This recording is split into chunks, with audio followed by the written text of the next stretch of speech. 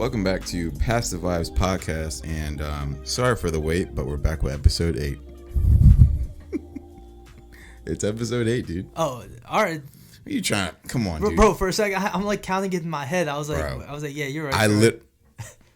I mean, you are the one that uploads. That's what I'm saying. I'm like, how can I be wrong?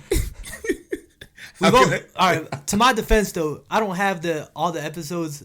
So it's like in my mind, we've been banging all these out, bro. It's starting to get to the point where it's like kind of hard to keep track. Dude, that's what I'm saying. And I mean, now that,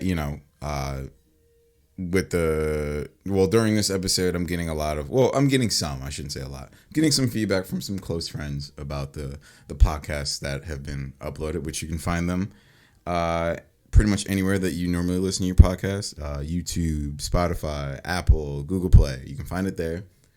Go and follow and subscribe, whatever, do all that good shit. But yeah, I've been getting some feedback from some of my close friends who are listening to it. And they're saying that it sounds pretty good, which I was super insecure about because after listening back to the first 3 episodes, which we mentioned before, there was like these little clicks and pops, but all that's taken care of. But they're saying that it doesn't really bother them. Well, not that I would keep continuing to make episodes with those fucking... like all that shit.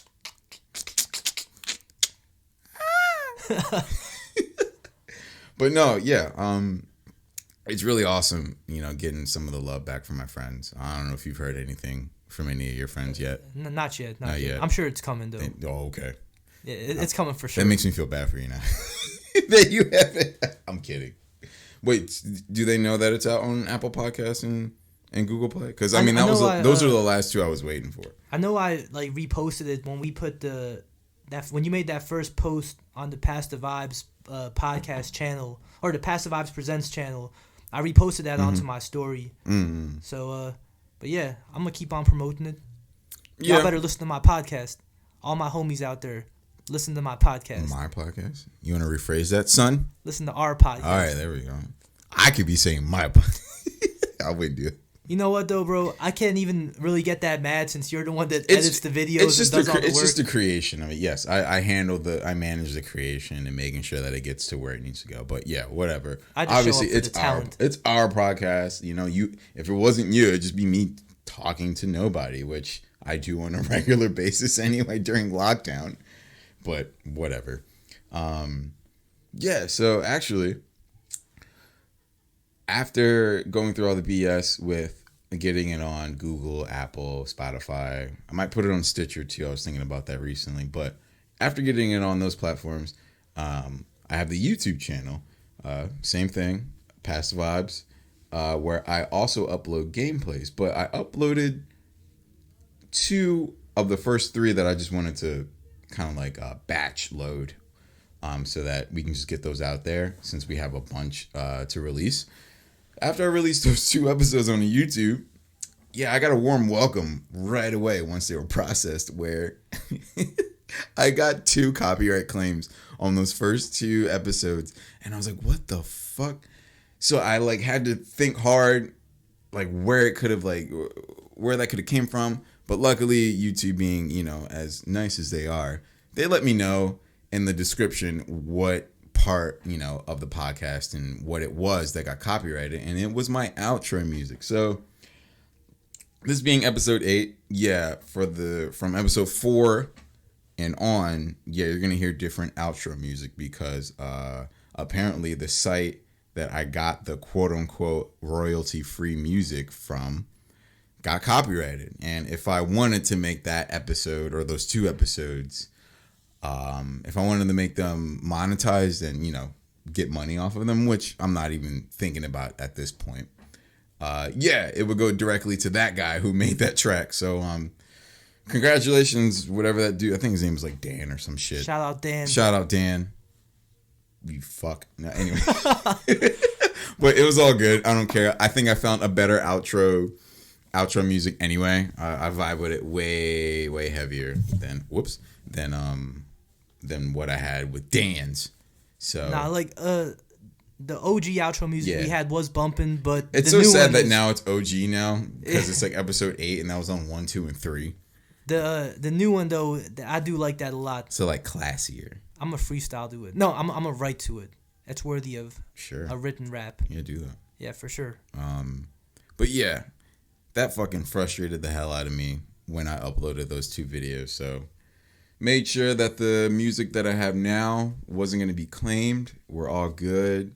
Episode 4 is going to be going up Sunday. I know it doesn't matter me talking about it. By the time you guys hear this, you're just gonna fucking see it. That's gonna be my plan too for I guess upload consistency and the scheduling behind it. Podcasts are gonna go up Sundays, and then throughout the week, which you can find on the Pass the Vibes YouTube channel, are wacky gameplays. Yes, sir. Yeah. So far, there's 3 videos as of this recording up on the YouTube channel. We did a recording of Red Dead Redemption, The Last of Us Remastered, and Streets of Rage 2. Which was super fun. Yeah, this guy is hooked to it. And now that I feel like we're on like episode 8, we don't really need to introduce ourselves every single time. But just to continue with the bit, who the fuck are you today? Today, I'm Kato Mate. Kato Mate. Kato Mate. You can call me Kato. You can call me Mate. Mr. Mate. Where the fuck is that from? It was given to me, bro. No, it wasn't given to you. Can you please explain to me where it was from? Or where that came up from? From the deep No, seriously. pits of my mind. No, seriously. Maybe off air, bro. Off air? As far as the listeners go. No, for real. No, I'm genuinely curious. Like, I know I'm being mean, but like, I'm genuinely curious where Kato Mate. Kato Mate. Kato Mate? Kato That Mate. sounds like an iteration of like tomato and something else. All right, so with most of these names, they come from the genesis of my mind. This one, though. The genesis. Since you're asking. Yeah. You know, Run's House. You remember Run's House? The Of Rev course. Run's TV show? Yeah. People used to call me Run because I was a fat piece of shit. and Rev Run is not a fat piece of shit. He's not a fat piece of shit. He's just fat. I love Rev Run. Shout out Rev Run, man. We love Rev Run. Bro, I had a whole Run DMC phase in high school where, because of Run's House, and I obviously knew the impact that Run DMC had on hip hop and rock and roll music as a whole. So there was a year, I think it was my junior or senior year in high school. Dude, I rocked heavy both white and black shell top Adidas. Like, I had both. And those are because like for high school, I would have 2 pairs of sneakers for the year. Because I took care of my shit. So like my parents knew like all I needed was like 2. So I had a pair of black shell tops and white shell tops. And I'd wear them without the laces and shit, dude. I felt cool, but I was just fat. Did you have the hat and the matching track jacket too? No, I did not wear a bucket hat. What the fuck? Yo, shout out to bucket hats, man. Yeah, I'm not gonna front. I just got into bucket hats this past year, but I've been on that. Yeah. Shout out to Schoolboy Q. I feel like he was really the pioneer in the newest generation of of people, artists to start rocking the bucket hat. And the circle shades too, really. Yeah. Yes, sir. It's a whole look, a whole vibe. Yeah, dude. But yeah, Kato Mate came from an episode of Run's House. I remember it was one episode where I think it was JoJo's friends, JoJo or Diggy's friends. But they were all in the kitchen, and Rev Run just came in. He's like, Kato Mate. Kato Mate. I remember that weird shit he would do, dude. And he had like a whole backstory. I can't remember if Kato Mate was a real person. Okay. But that was like his thing, and he would just walk around. And that literally just like I think it was Diggy's friends. That just permeated in your mind right now? Yeah, bro. Wow, dude. I mean, that's like me thinking about like Dave Chappelle like trivia. Like dude, I have a Dave Chappelle complete series in my DVD case. Yes, I have DVDs still. I have one too. Dividends. I still haven't opened it. It's been in the plastic wrapping since I worked at my previous job 2 years ago. But for some strange reason, I don't know. I guess like I envision myself watching it like with a group of people, but I know that's not gonna happen anytime soon. It might. Any listeners want to watch Chappelle's show? Let us know. Yeah, sure. I'll play it on air and get copyrighted. You can come to the Pass the Vibe Studios, and we'll watch it. Why are you trying to get me sick, man? I don't know who got it out there. I'm kidding. I'm joking. It doesn't matter. I mean, by the time they hear this, bro, maybe it won't be so Hopefully, COVID won't be so widespread. It'll be good by then, hopefully. But anyway, speaking of copyright, yeah, the whole point of me bringing this up is that when I uploaded, oh wait, whoops, you talked about that already, bro. But this guy's out here going over material, reusing material this early into the pod. Yeah, I'm just gonna be frank. I'm on like my second cup of whatever. He's drinking some vibe juice right now, getting lit. Yeah, vibe juice. Yeah, we should just leave it as vibe juice. Yeah, it's just unexplained vibe juice. Whoa, I was literally about to go back into. I was wondering where you were headed with that. Yo, thank God you're here, dude. If you wouldn't have cut me off, I would have went back into what I just already explained. Holy shit. Yeah, it's been lonely this past week, so yeah, I've been drinking vibe juice a lot today. Anyway, shit, man. I feel like maybe, I don't know. I'll leave that for the next time. The YouTube inspirations, even though we were just talking about YouTube and how them, they. I mean, if it pops up, bro, they fucked my day over. We'll go with it, but there is a topic though that you've been wanting to talk about for a few episodes. Yeah. And I mean, we talk about music all the time. We were just talking about music, but I was just thinking about it in the shower one day, where all great ideas manifest. The evolution and how like we as just human beings listen to music. I mean, I know that everyone's not the same, but I feel like it's kind of like a general thing that tends to happen with people as they grow up and experience new things, whether it be like food or whether it be music, food, just any type of taste in general. I noticed that like I was thinking back to like when I was going through like my punk phase, as a young teenager. When you painted his fingernails. Yeah, I definitely painted them green. Whatever. Wore the eyeliner. God. He had that chain that hung from his pockets. I actually did have that. I had a chain wallet. I'm not even gonna front on that. I won't front because those were cool, and they're back now actually. So fuck off. Anyway, I won't wear one. I hate them. They're stupid.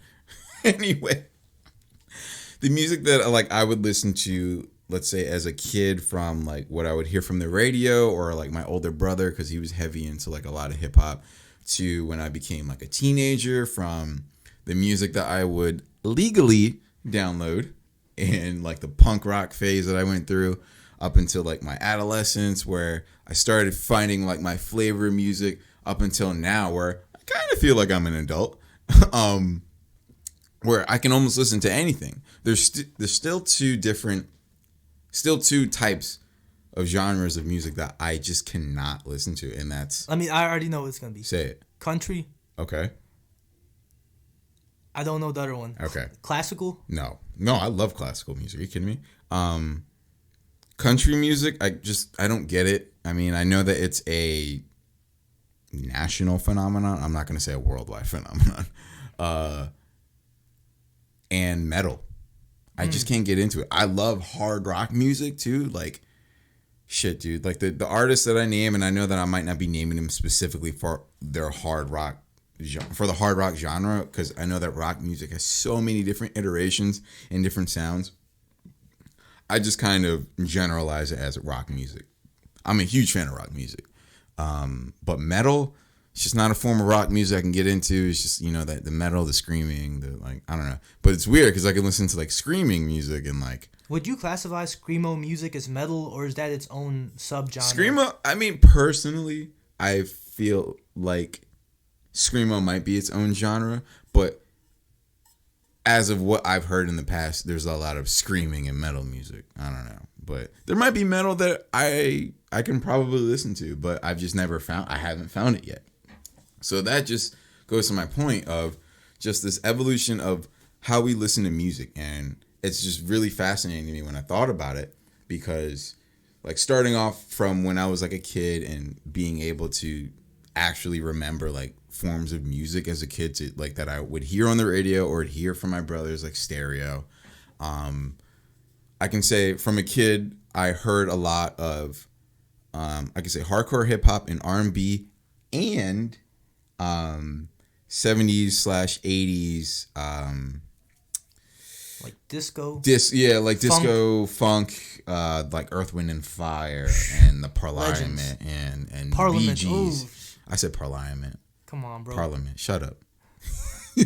Bee Gees. They're like, because my mom and my dad, when they were still together, like they would listen to a lot of that together, and they would sing it, and I would overhear them like in the middle of the night, like just singing together. It was fucking awesome.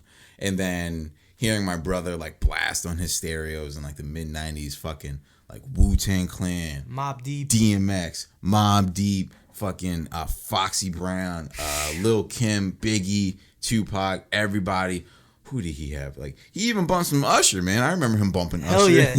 R. Kelly, just R. Kelly's music. His music. Who That's a else? whole I era can go right for there, days, bro. but like the most prominent ones that I can remember is Wu-Tang Clan, DMX, Nas.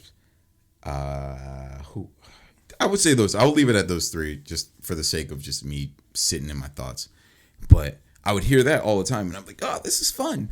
Like I don't know, 7, 8 years old, because there's a 9-year difference between me and my brother, so there's literally a generation of music between us. Right.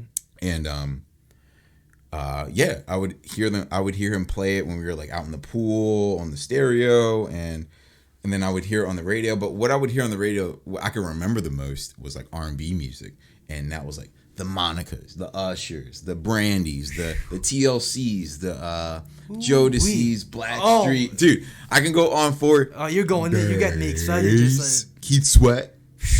I can all those R&B legends, you know, from the early to mid to the late 90s, Toni Braxton, bro. Toni Braxton was a big one, actually. She actually has the same birthday as me. Shout out Toni Braxton. shout out Tony. Tony. She used to date Dennis Rodman. That picture was everywhere, and it was really funny. Anyway. Yeah, this whole evolution behind listening to music is crazy, because, like, thinking about it then, and then, thinking about like when I started to discover music on my own as an early teenager, I got sucked into punk rock. Weirdly, you know, like you would think like I would continue that sound of hip hop and R&B, but just completely went left and started listening to Like Good Charlotte. Good Charlotte, Green Day, Simple Plan, Blink 182, Avenged Sevenfold. Let me ask you something though. I got one more. All American Rejects. All right, now you can go. So, do you think that you got into punk? Did you get into that on your own, or was there an influence by your friends? I feel like at that age, since you're very impressionable and like what's your friends, quote unquote cool. Yeah, I got impressionable by my friends, because I strangely had a lot of white friends in a very black area. Mount Holly, shout out Mount Holly. Mount Holly is like kind of more demographically. I feel like it's more black than white. When did you move to Mount Laurel? Mount Laurel, I moved in 2003. So like I was still in that phase, because I moved from Mount Holly to Mount Laurel. Yeah. But then once I was in Mount Laurel, I feel like my music choices started to change a little bit, because in the next couple of years I was going into high school, and then high school is what sparked like my hip hop groove. Like I started getting into hip hop like heavy. Not heavy as I am now, but like I was like, oh man, hip hop's cool. And then I stopped listening to like punk and rock music as much as I did hip hop and R&B. But yeah, definitely can say early teenage years, punk rock was like an influence of like my inner circle. I had a lot of white friends. We listened to a lot of punk music, and for some reason, a lot of the movies that I watched too, like that were in movie theaters. Shout out to movie theaters whenever you open back up.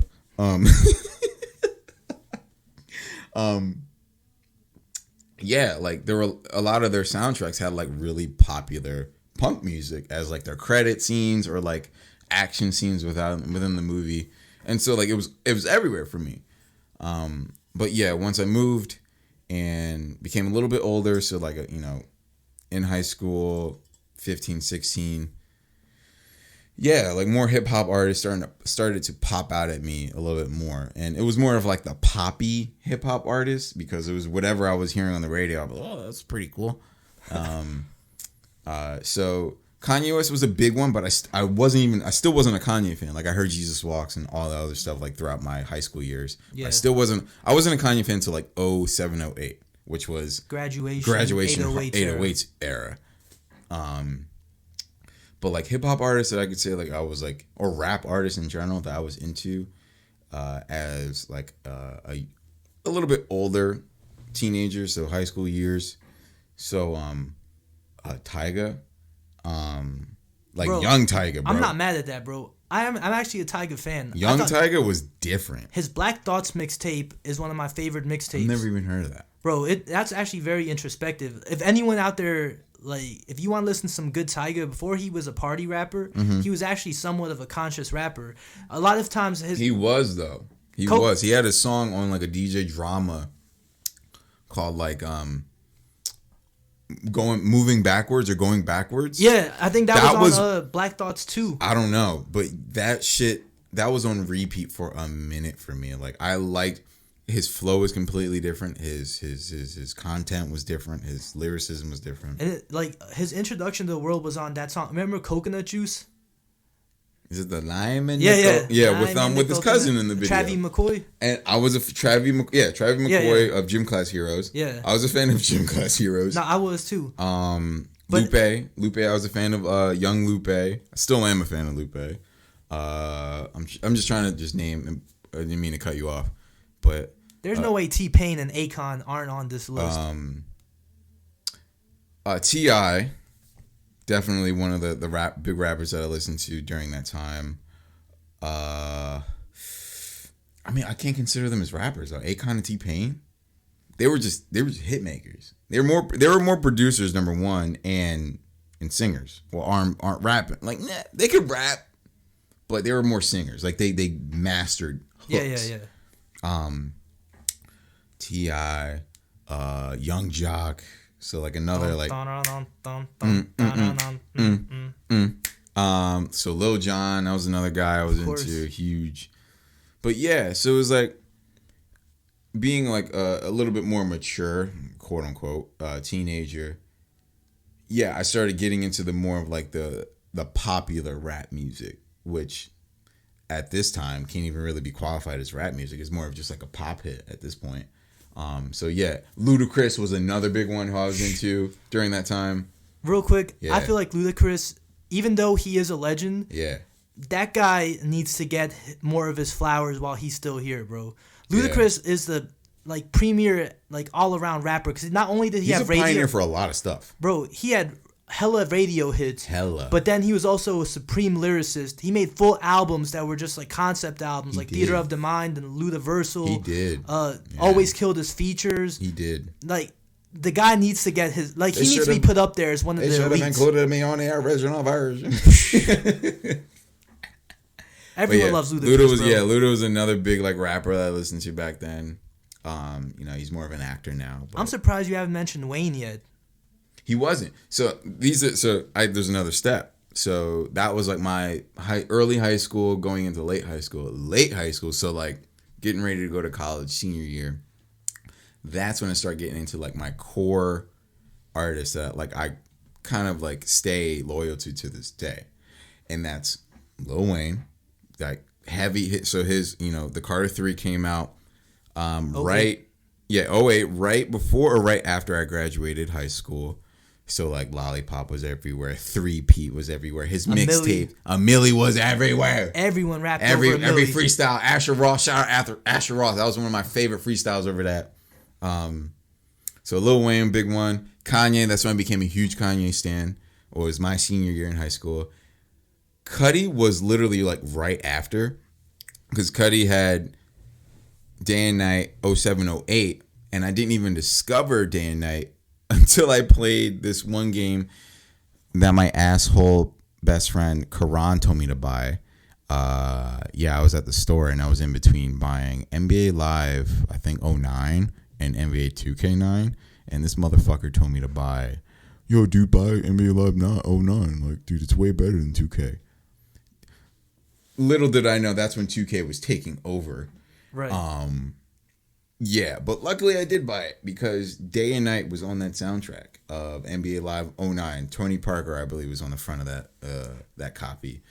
Yeah, and we played the shit out of that game. And I remember at one point I would go into the soundtrack settings And this is when I knew that I think I was becoming a huge Cudi fan. Excuse me. I would have that song with like 2 other songs on repeat for for the game, whenever you play the game.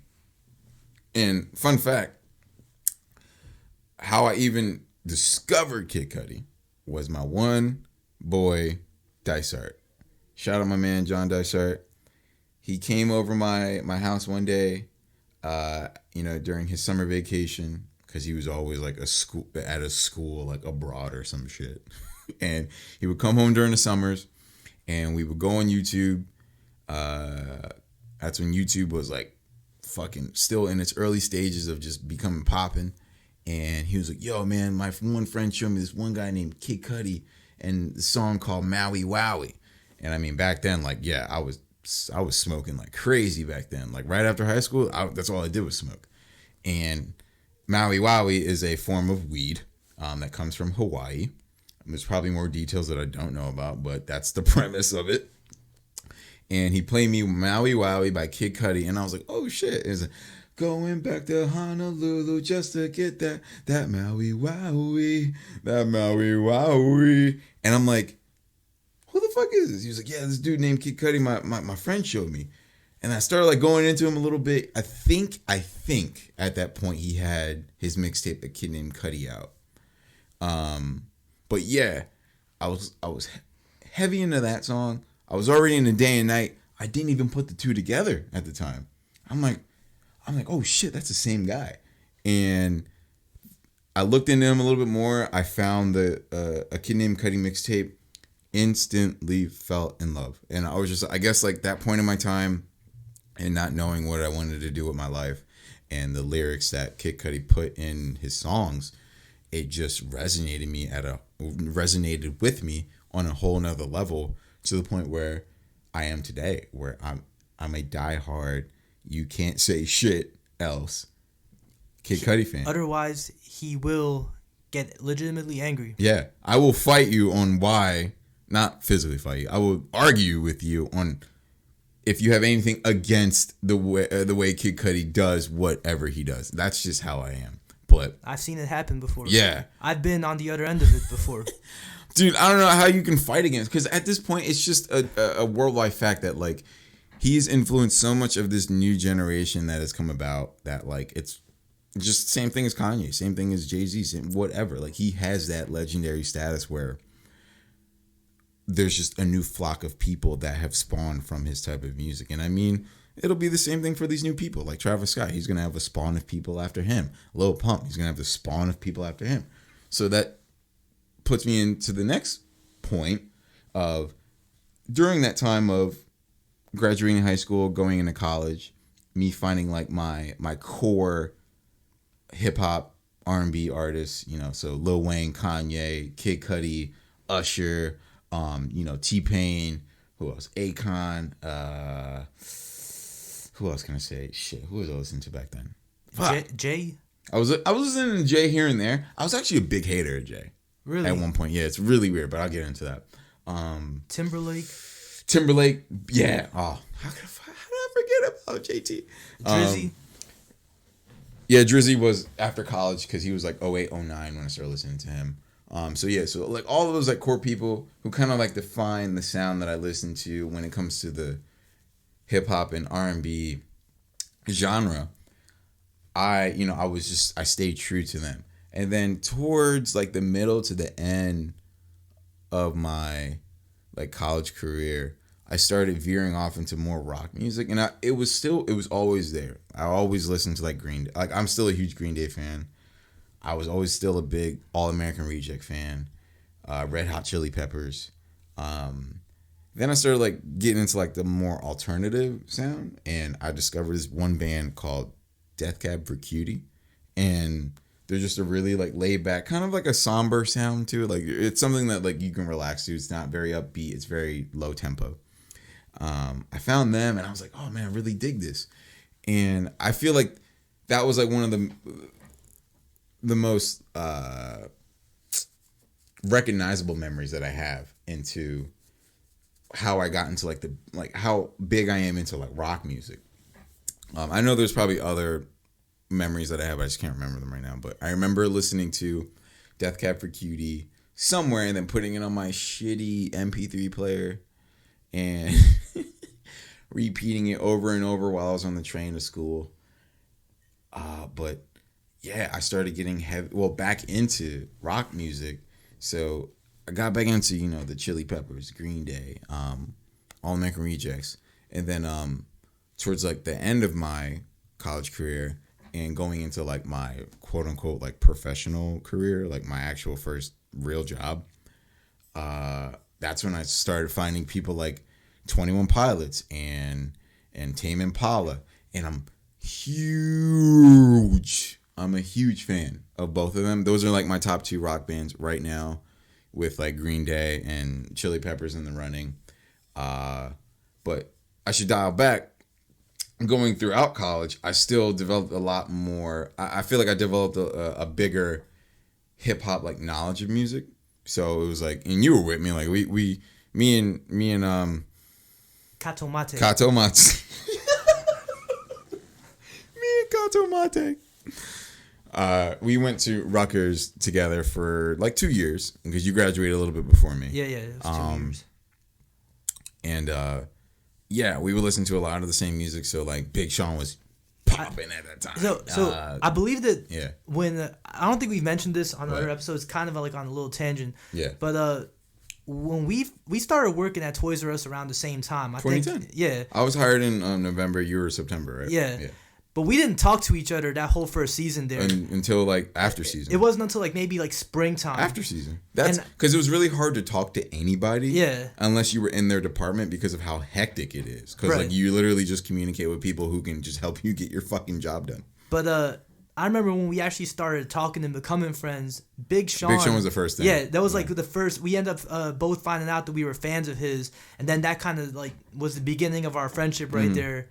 And I've said on the previous episodes, Big Sean's one of my favorites. But yeah, like Big Sean, J. Cole was another big mutual one that we had. Drake. Wale. Yeah, dude. Oh my God. So yeah, I can say like during college and towards the end of college, like I developed all of those like additional artists. So like the Coles, Drizzy, Kendrick, Wale, fucking who was I a big fan of too? Dude, I was even getting like Macklemore. I was He had a little run. He did. I mean, he even had that album in 2017. It wasn't bad. It was a debut number 2. Like it could have been number 1. Joey Badass is another one. God, I just feel like I need to look through. Bronsolino. So all right. Chance. So all right. So I feel like that's the next step. So to recap, early college, late college, I developed like more. Oh, I'm getting back into like my rock music, and still spanning out a little bit, and then developing even more on top of like my hip hop taste and R&B taste, because like I was getting heavy into The Weeknd, Bryson Tiller, Ty Dolla $ign, like all these like R&B heavyweights right now. But so just to get into who you said, young AB, Action Bronsolino, when I moved out and I was quote unquote an adult. I was living with my man Tom. Shout out Tom. He kind of like opened my mind up to it, even a whole new level of like hip hop, because he is so OG hip hop. It's not even funny. Like you two would have like a good conversation on like 90s hip hop artists. Yeah. He might stun you with his knowledge.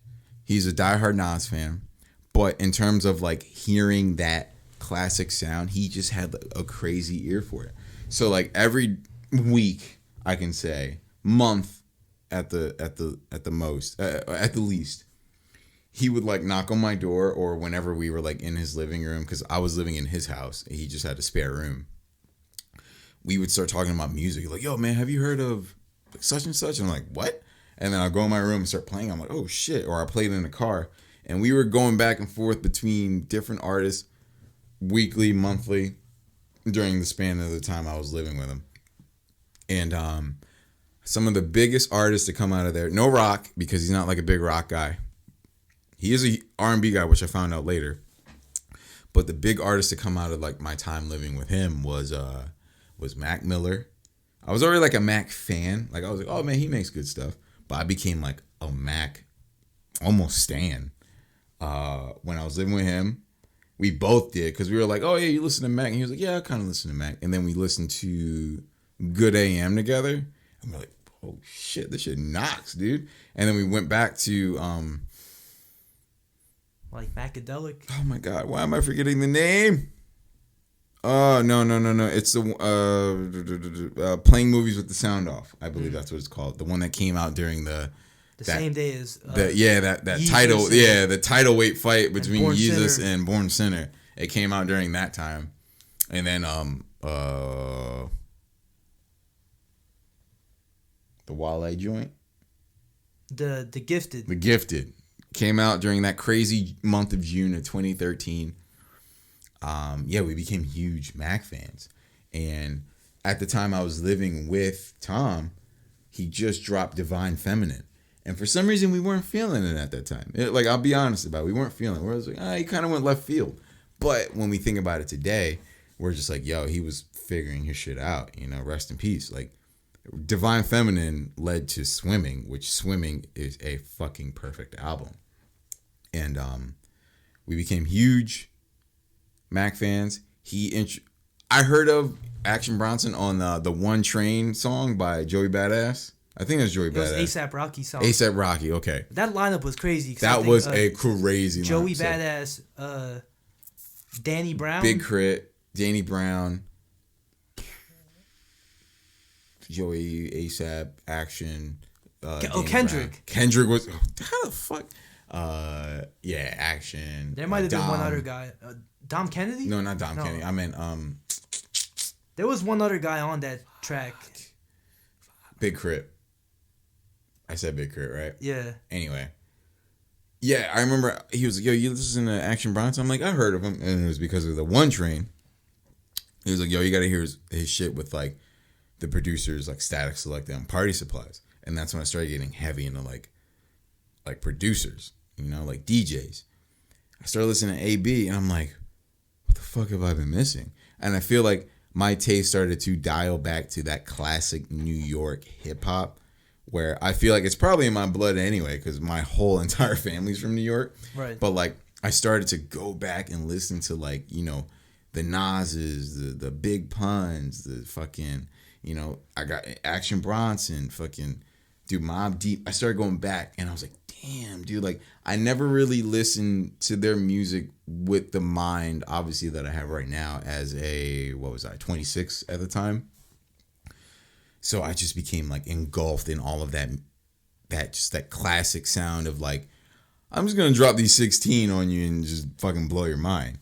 And, no melodies, no things, like quirky little hooks. It was just straight out rap. They were just rapping. It didn't matter if it not made sense, but it didn't matter if it was true, but they would just put together just a crazy, I can't even describe it. But anyway, Action Bronson, Mac Miller. There was this one group called the Indigo.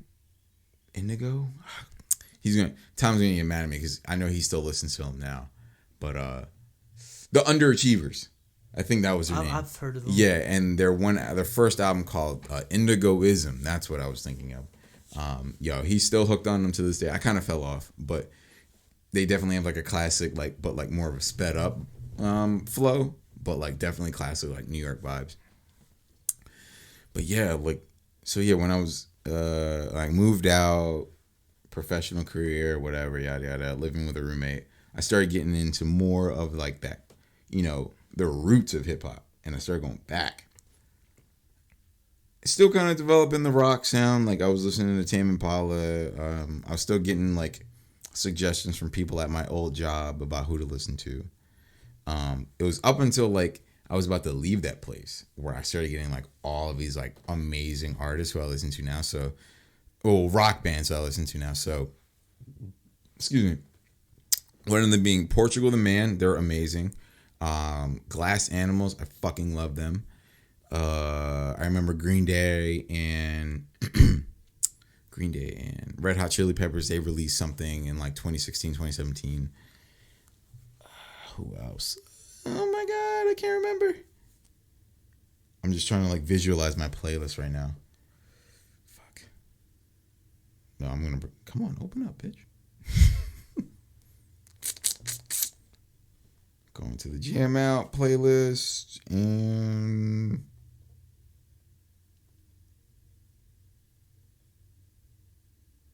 it's funny, they're all at the top. Oh, MGMT, I was actually a fan of when they were working with Kid Cudi, because they worked with no. Oh, is it gonna play? No, don't play. Fuck, I'm getting out of here. Yo, it was can't have another one of those. Yeah, no, it was about to play again. Fuck that. But yeah, I started developing my rock and roll or rock group taste a little bit even further. And so I feel like that might lead me into like where I am now, where I I pretty much accept like all forms of type of music. Like, shit, I didn't even talk about this. When I was in my early 20s, EDM. Yo, because like I was a heavy like club goer. And this is where me and you differ. Yeah. I'm not a fan of EDM heavy. music. Oh my God. My man Dysart can attest to this, because if it wasn't for his ass studying abroad in Prague, he came back whenever, that summer vacation, he came back from Prague. He just had all of the DJs who we would listen to pregame to, and who we would hear in the clubs. Oh my God. Like and it's funny now, whenever I listen to EDM music, it fucking makes me tired. Because it's just like, I remember how much energy you have to exhaust to listen to that type of music. While you were raging. Oh yeah, fist pumping, Jersey shoring it, you know what I'm saying? Dude, we did it all. I feel like everyone in our friend group had like a different like type of fist pump. See, I was never part of that wave. Like my cousin from Guatemala is actually a huge EDM guy. Like, he goes to the shows and everything with the lights and all that stuff. Oh wow. Personally, I just never got into it. But there are two main genres of music that you didn't talk about that I'm wondering, like, what your take on it is, because they're two genres of music that I personally am into or was into at some point. Or maybe in time. I didn't get to it yet. Mm-hmm. Nah, so the first one, I know in the past I used to be embarrassed about this. I feel like a lot of people would be embarrassed if you're a male, if you're a minority. You don't talk about this. If you're a male minority? Yeah. Okay. Taylor Swift? No, but it's like growing up though, it's inevitable that you hear these songs. It's like, when you're a teenager or whatever, you're like, man, I don't listen to this. Like, you refuse to acknowledge it. But now it's like being comfortable in your own skin, being comfortable in my own skin. I can look back on this genre and be like, yo, these are legends right here. I have no shame in saying that I used to listen to them when I was growing up. But pop music, and I'm talking about like the early, like 99, 2000 pop, like Backstreet Boys, NSYNC, Christina Aguilera, Britney Spears. Did you ever have a phase when you would listen to them? I have like a spot in my heart, definitely, for the boy groups of the early 2000s. Yeah, boy bands and the pop princesses. Not really the pop princesses. I didn't really care about Britney Spears. I didn't really care about Christina Aguilera. Yeah, they did their thing, but for me, as weird as it sounds, NSYNC, Backstreet Boys, LFO. No. God damn it. I mean, they're more R&B and not pop, but they still had some pop hits. 112. 112 was straight R&B, bro. I would not. They had some pop hits. I wouldn't classify them as Peaches pop. and Cream? That was poppy as shit. Come on, it was. I need it because you know that I'm a limousine. fiend. Yeah. I still always consider 112 R&B. You taste so good to me. That's my favorite part of the song, where you just hear Slim screaming out, "Girl, you taste so good to me." Slim killed it. I don't give a fuck. Shout out Slim. Shout out Slim, man. He even had like a little solo run for like a year or something. Yeah. Yeah. But yeah, the pop music was one of them, and then the other one is a genre that's very near and dear to my heart: smooth jazz. Yeah. Yeah, I love smooth jazz. But I feel like, but then again, it's like that's not really a phase. I feel like that's always just gonna be like you have your moments where you just want to chill and relax. You throw some smooth jazz on, but it's not really something that you go out of your way to really look for. It's kind of just like you go on Music Choice if you have Comcast and throw on the smooth jazz channel. I can't remember the exact channel. I always remember Hip Hop Hits was like channel 404. Something like that. Yeah. Yeah. It's just like with MTV Jams when we were talking about it. It's a channel that you'll always remember. Just my man Tom got mad at me. He texted me like when I was talking about like my friends were texting me about it, about the episodes that are out. He was like, "Yo, man, how the fuck did you forget 142?" He was like, 141 was at MTV Tres. Yeah, 142. And I'm like, my bad, man. I was like, I had the number. I was like 141, 142. But anyway. But what was it? So yeah, being on my own. Yeah, that's when like my music choice just kind of just like flourished. I can feel like. So yeah, I was already into rock music, all genres of rock. I had my R&B and hip hop taste like just out of all over the place. But then, like, I could feel like in the past couple of years, I've discovered new genres that, like, I feel like I would have never listened to as a kid. So, classical is one. I listen to classical music. I just have a whole playlist for that. I don't know what to classify. Well, actually, I do. Funk music definitely brought that back into my life. So, like, I have a whole playlist of, like, stuff from Parliament.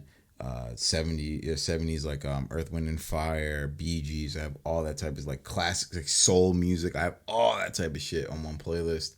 And then I have the it's relatively new in the world, lo-fi hip hop, which you hear in the intro and outro of this podcast. That is a sample of some very good lo-fi hip hop music. Had no idea that had its own genre. Yeah, like I showed my boys and a couple of people in Colombia when I was out there. They're like, what is this? I'm like, oh, it's just instrumentals, but they call it lo-fi hip hop. And they're like, oh man. Speaking of Colombia too, there's one big genre that we have not touched upon. Reggaeton. Rompe. That's a Daddy Yankee. And just like Spanish music in general. Yeah. Bro.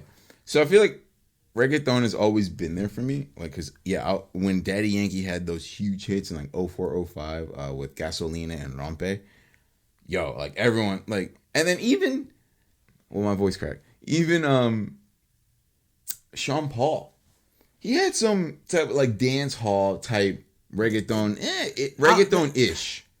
Like, I feel like y'all kind of staring. I feel like it's more dance hall though. It's more dance hall, but like he has some reggaeton vibes to it because he's even featured on some of these huge reggaeton artists' hits now. Yeah. But yeah, like that dance hall type music. I guess I forgot to mention that shit. Like, yeah, I used to listen to that heavy too.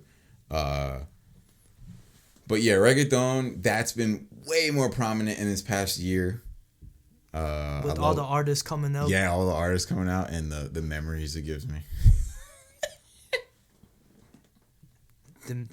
Would you like to elaborate on these memories? I just had a lot of good times with reggaeton music. I'm just leave it at that. A lot of vibes. Yeah, a lot of good reggaeton vibes. Anyway. There you go. But yeah, recently reggaeton, more different types of alternative like rock music, hip hop artists, like, and then, so I guess to cap this off, the meat of the podcast off, and like how like I feel like the evolution of how I can we as people sometimes listen to music.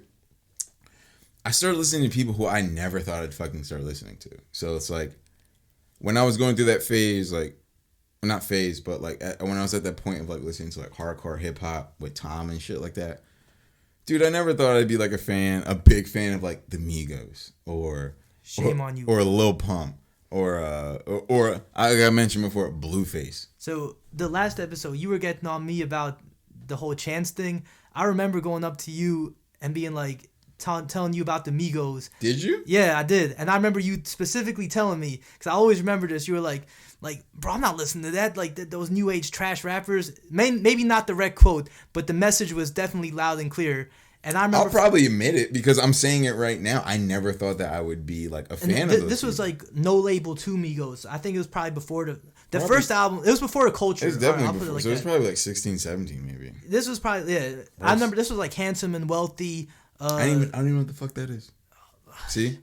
I knew like Fight Night. I knew that. Yeah, it's from the same mixtape. Yeah, I knew Fight Night. I knew that one. Yeah, but I remember you definitely were not a fan. And I was just like, wasn't. Damn, bro. But like, it's something that evolved in like my perception of music. Where, okay, like they all can't rap like how you want them to. Right. You know, like everyone can't sound like Kid Cudi. Everyone can't sound like Jay-Z or Kanye or fucking Roscoe Dash. I don't fucking know, dude. He still sucks. Anyway, but like when I started listening to them for what they were and who they are, I'm like, you know what, this shit hits. You know what I'm saying? Like, you know, Bad and Bougie came out 2017. Can't believe it's 3 years later. That shit probably still sitting on the charts somewhere. You know that's gonna end up being one of those songs at the club where it's like it was such a big hit, but then it dies down a little bit. That when they do play it, it's like, oh, like you already know when it's you hear that bumping. The same thing with Mask Off. That's gonna be another one of those classic records. See, I hated that song actually. I only like the remix with the. I got a halo. I level up every time I say so. Shooter on payroll. Looking like Pancho. Looking like Pedro. He murdered that shit.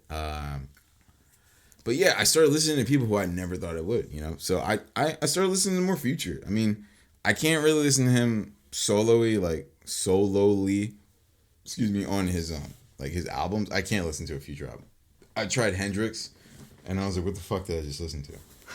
Like, I know that people shit on DaBaby, for sounding the same, like, throughout all of his albums. That's how I feel like Future sounds sometimes. Like, his album sounded like one cohesive track, and I was like, I can't do this. I'll listen to him on features. He'll kill a feature. I became a bigger Future fan after seeing him on tour, after seeing his like actual stage performance. Yeah, he killed it. So I was not really a fan. I mean, like I do know he makes good music. Then so like Future. I like Lil Yachty. I like Lil Pump. I like Smoke Perp. I like Blueface, like I said before. Who else is out? Like Lil Uzi isn't too bad. Like Eternal Take wasn't as shitty as people think. Like how I think about it, it's not that bad. Who else is like a weird rapper that I listen to? Well, I mean, a huge rapper that I am a big fan of is Lil Dicky. I cannot give enough credit to how creative and just a genius level that guy is. I mean, like he's the next like Donald Glover, in my opinion. You know, where Donald Glover mixed in kind of did comedy. it. Yeah, kind of did it before. Did it in reverse, where he was an actor / comedian and then went into rapping after, and then went back. Bigger actor. And then went back. You know, Lil Dicky saw this platform as something to project himself into that spectrum of being an actor, and you know has a dope ass show on Hulu / FX, I think. Dave, it's fucking phenomenal. Shout out Lil Dicky. Shout out Dave. Yeah, Lil Dicky, but a grade A rapper. I would say if I had to put him in a top 5, I could do that. I could honestly put him in the top 5 category of a rapper, like someone who knows how to rap, like Eminem or Jay-Z, or you know, someone who can literally put down pure rapper. A pure rap. Like he can do it. Yeah, it may be funny, but he can do it though. You know what I'm saying? Like Common. Like even though those are all different types of rappers, they're all rappers at their core. But yeah, I started listening to people who I never thought I would listen to. The biggest one for me is Blueface. I never thought I would like Blueface. But listening to that fucking album straight through, I was like... Yo, your Blueface fandom continues to grow every podcast episode. He got a banger on this one, dude. Wait, what did he say? I saw a meme about it, and I think I saved it. I think, oh my God, I don't fuck with papers, I only fuck with essays or something like that. But you have to hear the context of the song.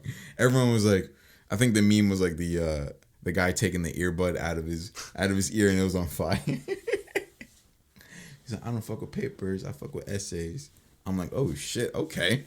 But yeah, he knows what he's doing. Ray Shremmer, that's another duo that I never thought I'd be a big fan of. I mean, after No Flex, No Type, and he had a couple no hits. I just realized that.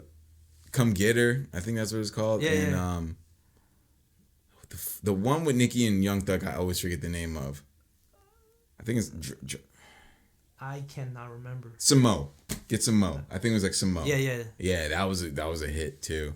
for me. I love Ray Shrem. That was their whole first album, bro, full of Bro, bangers. Just before we started recording this podcast, we were listening to a Ray Shrem, Tim Westwood freestyle, and they were going all the way. Yeah, this guy over here, Mato Kate. Kato Mate.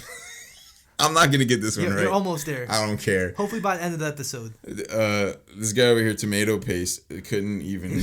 Don't disrespect me like that, bro. Didn't even know about Ray Shrem killing freestyles like this. You didn't know about it. Yeah, I Yo, didn't. they like that's why I became like super fans, a super fan of both of them. But yeah, dude, it's weird, you know. Juice World. We were watching a little bit of Juice World, and R.I.P. R.I.P. I came on to him a little late, but it was right before a year before he passed away. But I became a huge fan of Juice World. Another guy. Well, I feel like he would just be. I would have just became a fan of his. Regardless, Post Malone. I love Post Malone. I'm a big Post Malone fan. I became a big fan of Young Thug. I never thought I'd be a fan of Young Thug. I never liked him. I'll agree with you on that. Never liked him, dude. Like that whole Jeffrey shit. I was like, what is he doing? His persona though, it just made it seem like I don't know. It was His kind of persona hard. was weird. It was kind of hard to get into him. Yeah. But he's really, but he's also stepped up musically too. Like his creativity and how like just he makes his songs now. It's definitely better than it was before. But I'll agree with you on that one. Yeah, he's not. I feel like he's not so much as a mumble rapper as he used to be. Like on what Rich Gang Lifestyle. Yeah.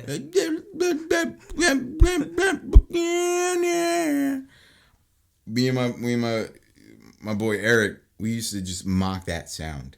We used to just be like we had no idea what he was talking about. And I can definitely say, almost 6 years later now, yeah, he's definitely more coherent. Still kind of mumbly, but like I feel like the production's a lot better. Like he chooses a lot better songs. And yeah, what was it? So Much Fun. One of my favorite albums of 2019, definitely, hands down. Hot. The hot remix. Bro, I need to rap over that beat. That beat is incredible. Everything Liddy, I love when it's hot. Oh, that's a flamer right there. I like how he screams in the background. He says his first line, and then you just hear him. Like you hear him screaming in the background. That's gonna blow up my ears when I listen back to this. Yeah, that was a banger of a song right there. Young Thug. Who else am I like a fan of? Where I'm like, fuck, dude. I was like, I listened to this guy. I'm about to play this real quack.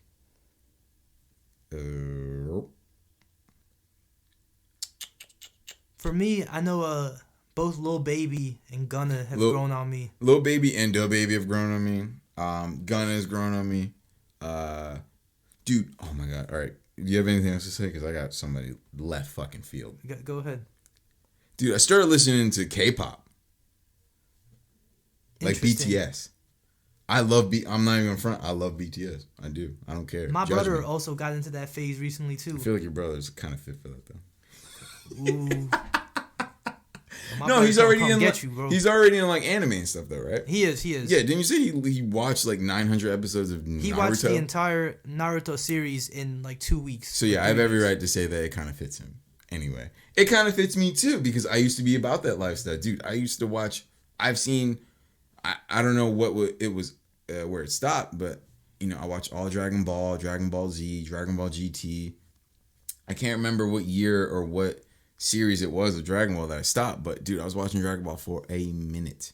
But that's everybody though, bro. Every single boy, male from our generation loves DBZ. We all watch it at some point. At the same time, I would say like with DBZ came along with other things I would watch, like Full Metal Alchemist, Cowboy Bebop. See, I never got that. See, and that's what I'm saying. Like, so yeah, it's not really an insult to your brother because like it should be like a no-brainer for me to get into as well. But I discovered it super late. I'm not even going front on it though. In my preschool, there was 1 week because I'm teaching music this year. Mm-hmm. So we've been teaching the kids like different instruments, different genres of music. So we did K-pop 1 week, and we went to one classroom. There was this one boy that knows all the BTS songs. So we would play it in the classroom, and I'm sitting there listening to it. Is he Korean? Nah. Bro, Oh, I so, work in Camden, bro. well, no, I don't know, but I was just saying, as you were saying the lyrics No, in Korean, they have a. they have English versions. Yeah, You know? he knows all the dance moves. He knows the songs and everything. But we're playing that in the classroom. And I'm just like, yo, some of these songs kind of bang. Dude, their last one, Map of the Soul 7, slaps. Fucking slaps hard. I was listening to it while I was getting my car inspected. I had it blasting while I was waiting in that long ass line. Oh my god. But yeah, dude, K-pop I've gotten into while being older and just more aware of the types of music. Is there a particular artist that you've gotten into outside of BTS? Oh, for K-pop? No. Yeah. No, it's just been mainly BTS. I mean, they're the biggest group out. Yeah, right there now were for some that other genre. ones that pop up. I know that there's this one guy that popped up on a Jason Derulo dance song that I really like. I forget his name though, but he's a part of that. Excuse me, that K-pop community. I'm trying to think if there's anything else. Yeah, there's like weird like introspective music that I listen to, like soundtracks, like very instrumental soundtracks, like no lyrics whatsoever. So not lo-fi, but No, like, I feel you on that, bro. Because it's like going back sometimes, like if you listen to like the Batman soundtrack or whatever, something like that. Yeah, it'll have like just like in the movie when it's like a suspenseful moment, like you'll hear the Inception. Have you ever seen Inception? Nah. Fuck you. It's on the list. God damn you, on dude. the list of movies You don't to have watch. Netflix either. I don't. You fucking suck, man. I spend a lot of time outside, bro. Shout out the great outdoors. Shout out my outdoorsy people out there. They feel me. He's only outside to play Pokemon Go. Whatever. No, hell Inception no, bro. is Hell a no, music. don't disrespect me. Wait, hold up. I'm outside to explore, to play basketball, to walk around. Sometimes I'll walk around with no phone just because I like to be Pokemon in the Go. ambiance of It's it. Pokemon Yes, Go. Pokemon Go is a Yeah, part it's of what I Pokemon do Go. outside. Yeah, it's Pokemon but Go. come on, bro. That's not the reason. If there wasn't Pokemon Go, you wouldn't be outside. No, Anyway. I was outside for Okay. years before Anyway, Pokemon Go even Inception, came out. Get it right. Get it right. Inception 2010, Yeah, I I heard that. believe. Yeah, it was like 2 years after The Dark Knight. Yeah, it has an incredible soundtrack, and yeah, themes of like just sound like that. I compilated that into like a playlist, and it'll be playing like while I'm working, and it's just like it just puts you in like a zone where like you feel like you're in a movie, or it just like motivates you in some type of way to just keep moving. So yeah, I like stuff like that. You know, I started to dive into like creating 90s and 80s and 70s music playlists. And then again, hip hop taste is still expanding. My rock taste is expanding to even later types of artists. Like, so I heavily got into Queen. I love Queen. You know, I saw the movie. The music, the movie isn't what like projected me to listen to more of their music. I was already like a Queen fan, but like seeing that story, like even though some parts may be like dramatized or whatever, it, you know, I just kept finding out more about their music. I'm like, oh, that was them, and I would listen to it. I'll listen to albums, have a whole playlist for them, and then there's like other classic rock groups, the electric light factory. Oh, what's it called? Shit, it's like electric light. Oh, electric light orchestra. Electric light orchestra. That's a fucking tongue twister. Yeah, electric light orchestra. I got heavy into them recently, finding out like what their catalog was and songs that I've already heard.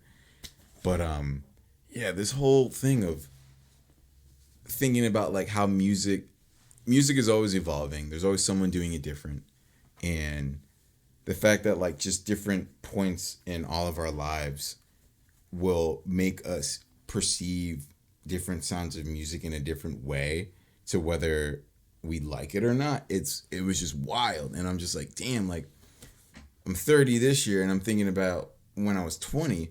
I'm like, dude, I wouldn't have been listening to Queen or Lil Pump when I was 20, because 20 I felt like, yeah, man, I listen to like Kanye West and like Kid Cudi and shit. Like, dude, that's like real rap. And I'm also listening to like EDM heavy and shit like that too. And then now, bro, I can barely listen to EDM. Like, I'll listen to EDM like on a run just to get me moving.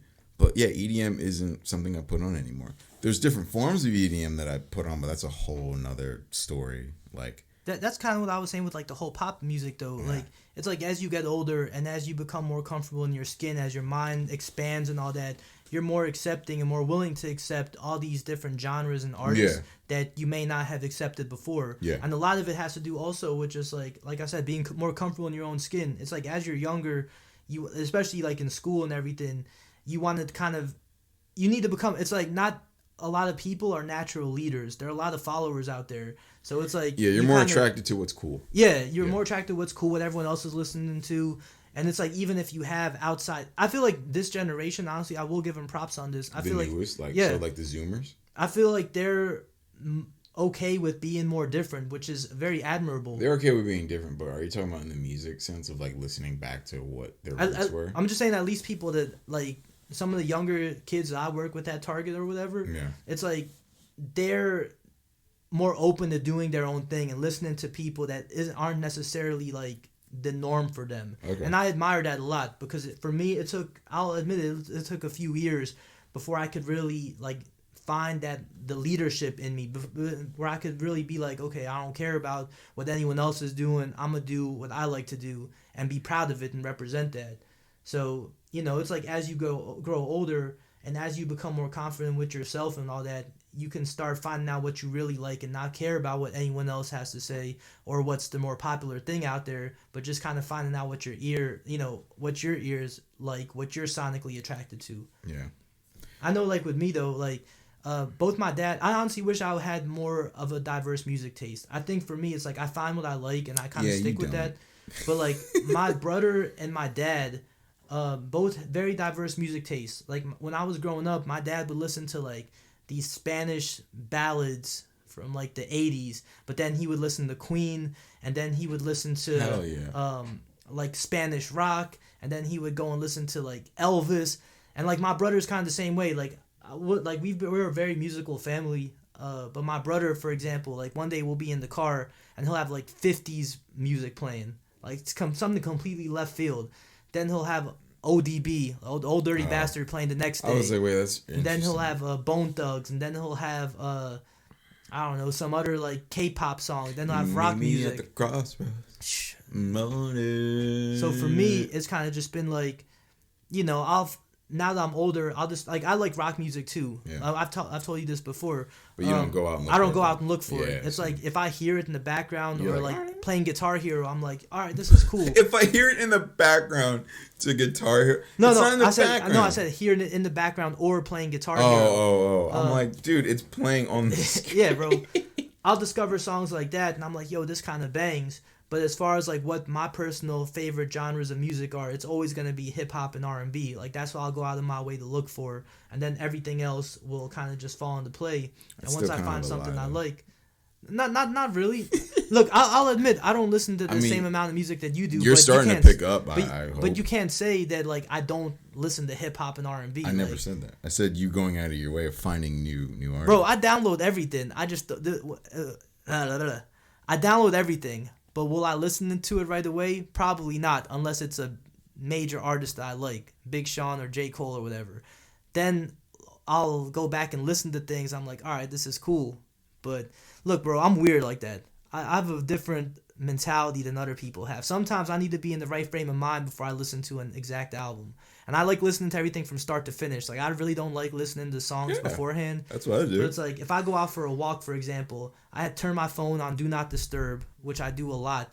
And I just put the music on, and then I'll just go for a walk and listen to the music like that. Or I need to be in a certain type of vibe. I'm weird like that, bro. That's extra shit. It is. Do not disturb. Yo, I have my phone on Do Not Disturb most of the time, to be completely honest. Like, yeah. I mean, I text you, and I know that you're not going to wake up till like 1 o'clock in the afternoon anyway, so.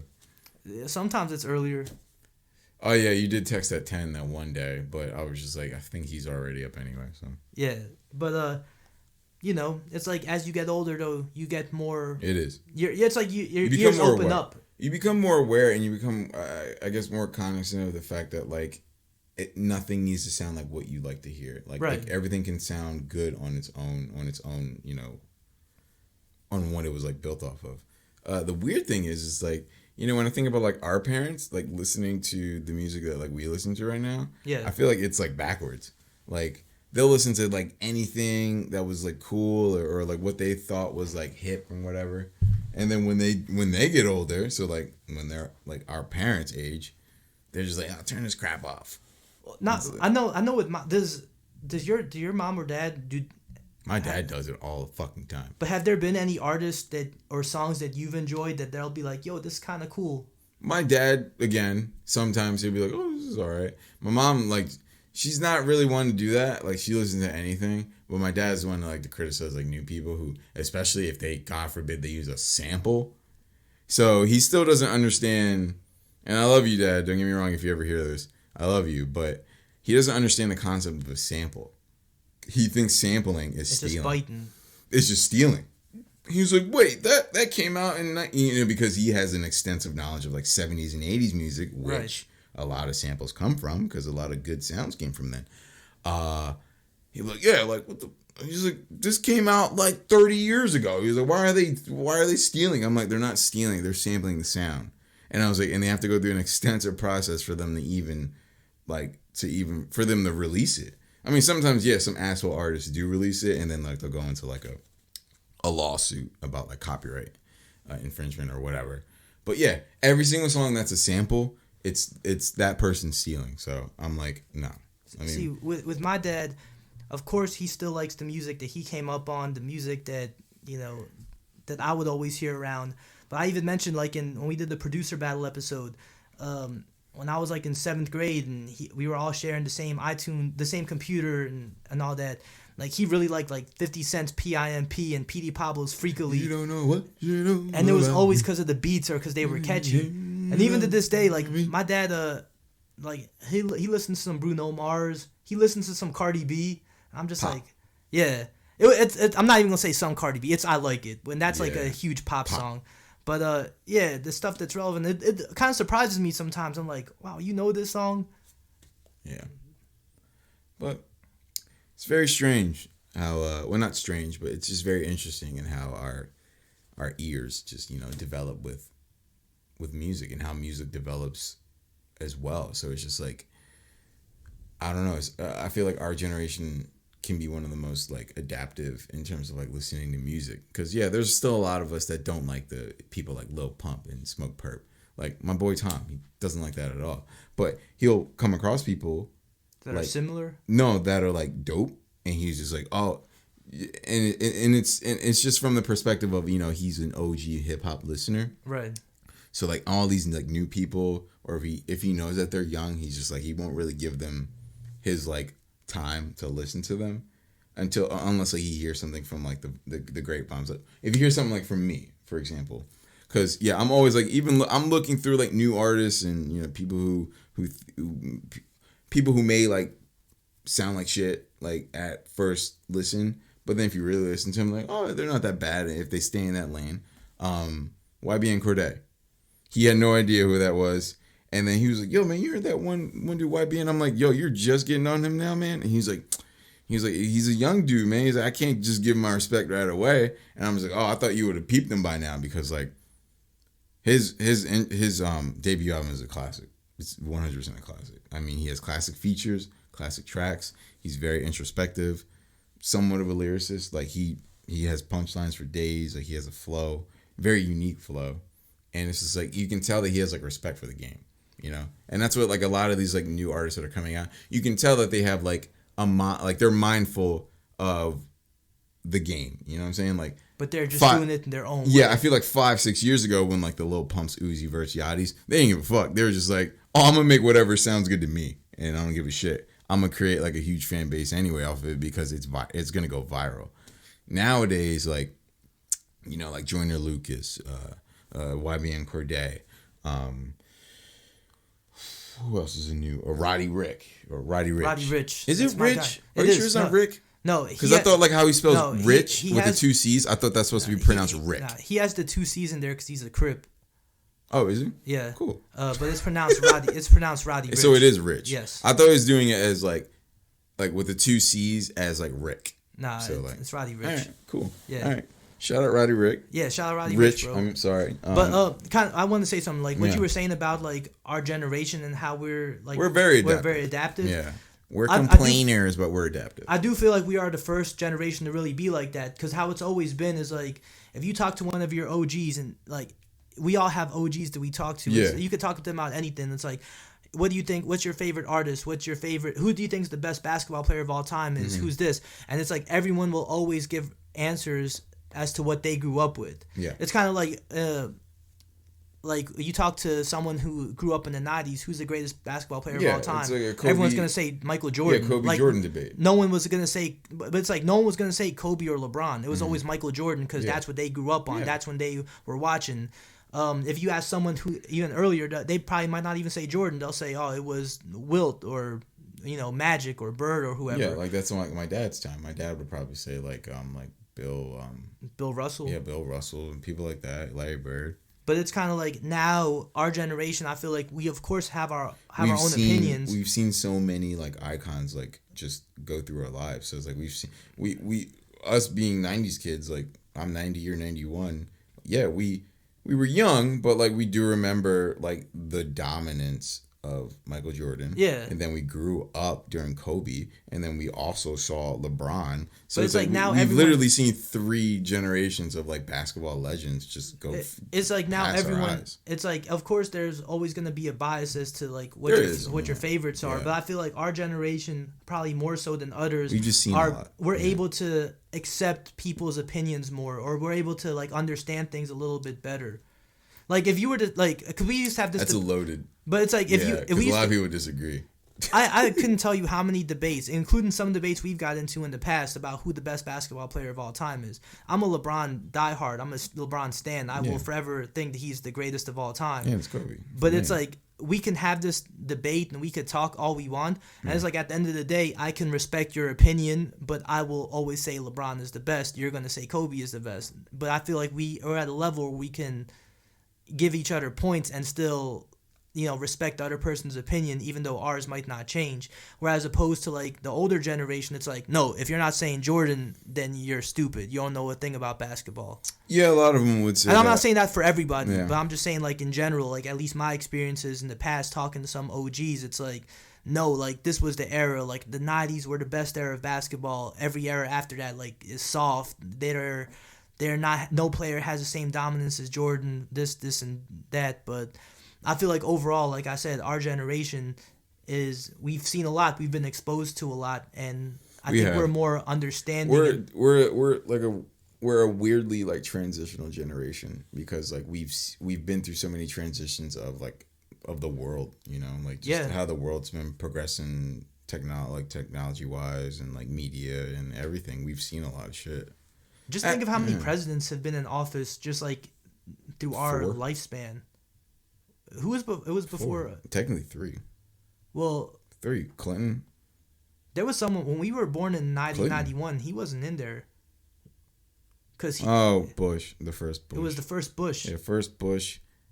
So I guess that counts, even though because we were born first Bush, Clinton, then little Bush, and then Barack. Yeah, then Barack. So 4. And now Trump. Well, we're going through our 5th, but 4 so far. And a lot changes during that time period. Yeah, there's so much that's changed. But yeah, dude, this is something that I wanted to talk about for a little bit, and you've had this planned for a few episodes. Yeah, and because it's a very just interesting idea that like as the older we get, it's just the more open, the more aware we are to anything that's different, and it doesn't have to be bad because it's different.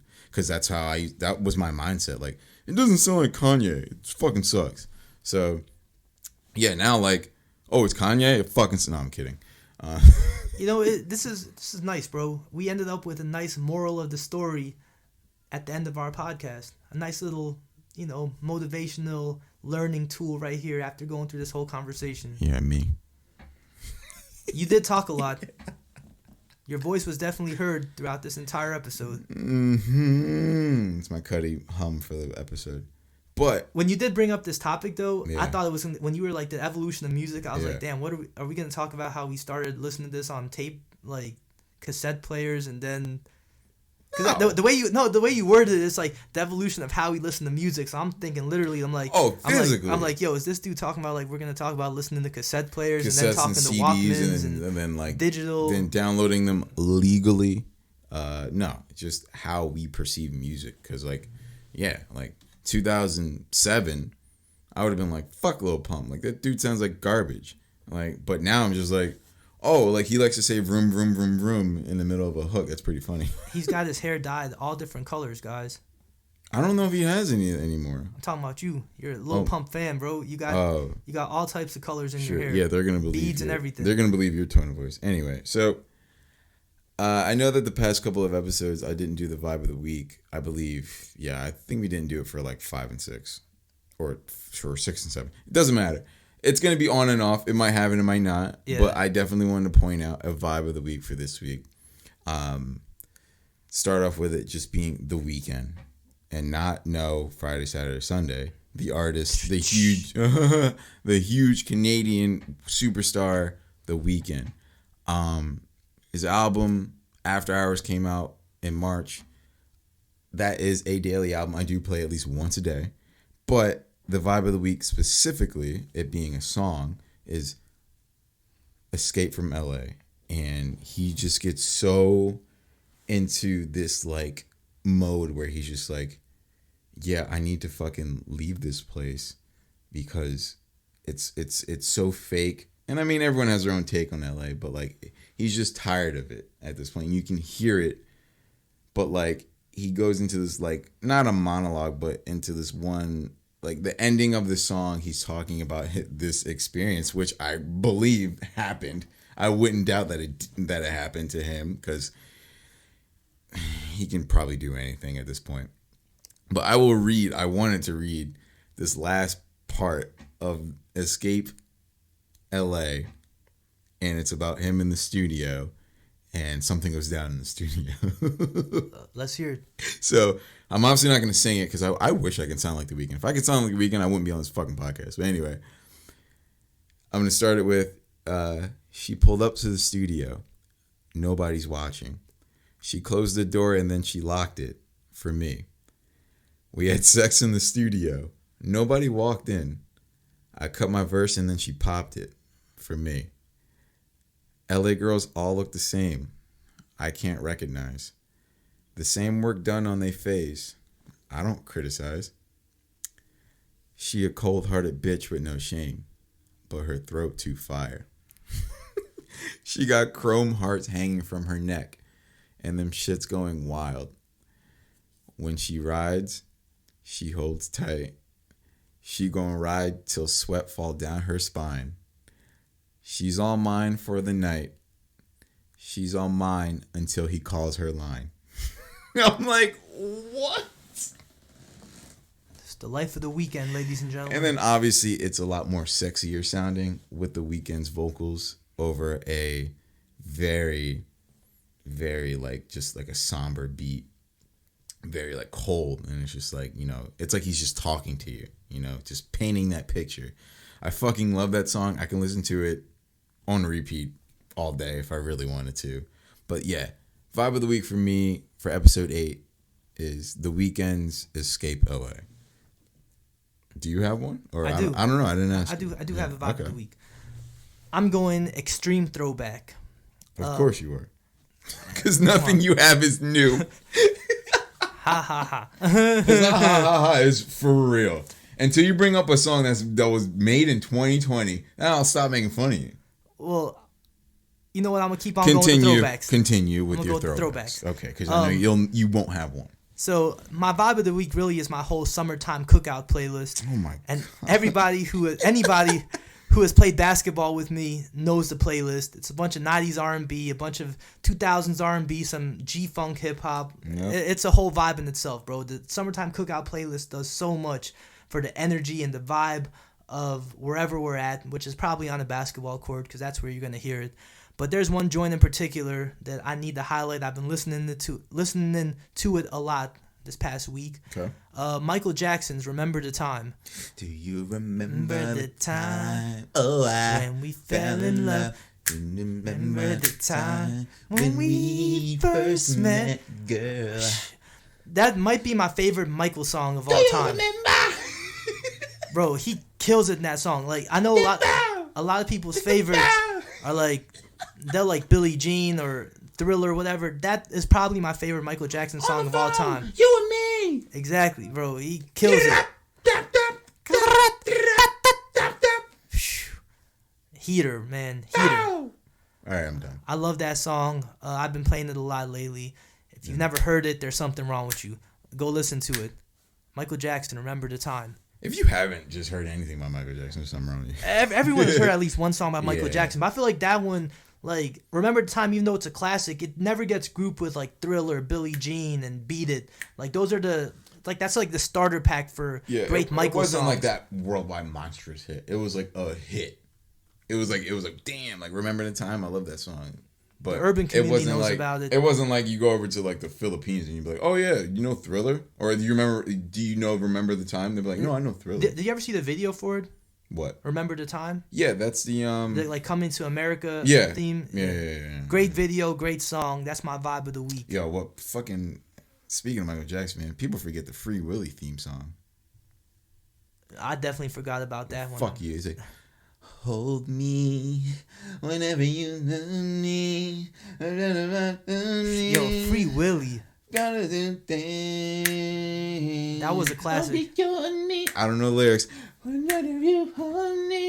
That's a slower song though. And fight to the. That made everyone want to go watch Free Willy now. Everyone go watch Free Willy. Didn't he have a chorus on that song too, or like a backing chorus? Yeah, like when it gets to like the crescendo of the song, it's like it has a whole like a choir. In it. Choir. That's what you meant, choir. Okay. We're leaving y'all with the Free Willy Michael Jackson song. Yeah, dude, Michael Jackson. I mean, his music. No one focus on his controversy, but yeah, Michael Jackson's music. Yeah, that's a good note to leave off on. I love Michael Jackson. We all do, bro. If we're Michael, strictly looking at the music, yes, his music. I love Michael Jackson. I had posters. I still have T-shirts of him that I wear proudly. I don't care. I love Michael Jackson. Nah, for real. Anyway, but yeah, we're gonna wrap it up. Wow, we got. What's the time? Wow, man, we're nearing like an hour and a half. Longest podcast to date, bro. Yeah, for now it's gonna be a bitch to upload. But anyway, this has been episode 8, and it's your man J-Rod. We're gonna wrap this up. It's your man Kato Mate. Tomato paste. That's what I'm Kato Mate. Tomato paste. Don't disrespect me, man. All right, man, and we out. Stay safe, stay healthy. Deuces.